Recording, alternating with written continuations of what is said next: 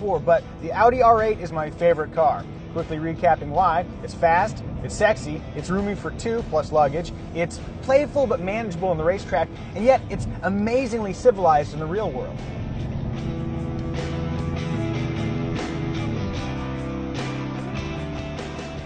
With all that gushing praise, there were flaws. Good thing Audi has seen fit to rejuvenate the R8. To start, let's lay out what hasn't changed. The Audi R8 is still a two-seat supercar, offered in coupe and drop-top spider body styles. Rear-biased all-wheel drive continues as the power delivery scheme of choice, and the engine selection still includes a perfectly satisfying 4.2-liter V8 and a wicked-sounding Lamborghini-sourced 5.2-liter V10. Then there are the changes. Astute R8 fans might notice subtle exterior changes, like redesigned side mirrors, round tailpipes, a reworked grille, new wheels, and the addition of wave brakes to the V8 and V10 models. Adding to the exterior's visual impact are now standard LED headlights, because what's a top-tier Audi without an explosion of LEDs?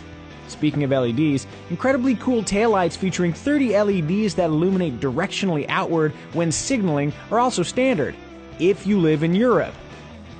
Due to brilliant Department of Transportation regulations, American R8s get these much less cool, much less safe, clearly inferior units. Thanks, DOT! As for the interior, there are several similarly minor updates, including revised trim, a thicker steering wheel, and optional diamond-stitched Nappa leather seats.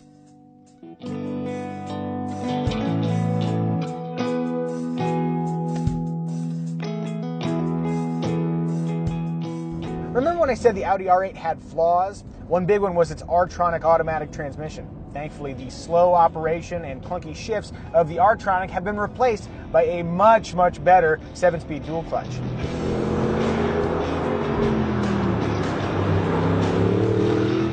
The new S-tronic dual clutch transmission works wonderfully well. It provides super quick, fast shifts, very smooth. It has the convenience of two-pedal operation just like a regular automatic transmission, and it's way more efficient fuel economy-wise than the manual. Despite the S-tronic's functional superiority, I'd still choose the manual transmission if given the choice. Not only does it have that satisfying clink between every shift, but it's also $9,000 cheaper than the dual clutch.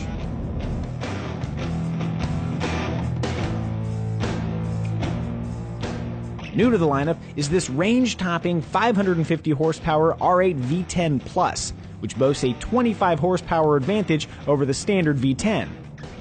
Ooh, big deal, you say. Fair enough, but at least that 25 horsepower advantage comes in a car that weighs 130 pounds less, thanks to carbon ceramic brakes, manual seats, reduced sound insulation in the engine compartments, a smaller fuel tank, and a bunch of carbon fiber thrown around the car. Well, attached to the car, you know what I'm saying. Also worth knowing, the V10 Plus only comes as a coupe, is a mere 0.1 seconds faster to 60 than the non-Plus V10, is the only R8 that can be had with this sweet matte blue paint job, and starts around $175,000, including destination and a $3,000 gas guzzler tax.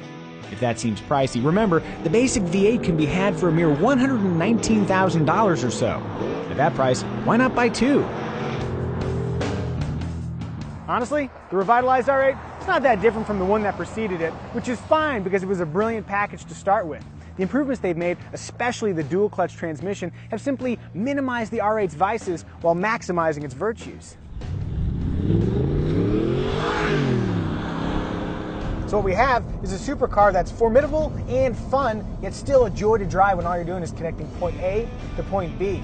You know, Lamborghinis and Ferraris may be built to inspire passion, but the R8, it's built to drive. All the improvements just make that drive a little more magical. Woo, magic!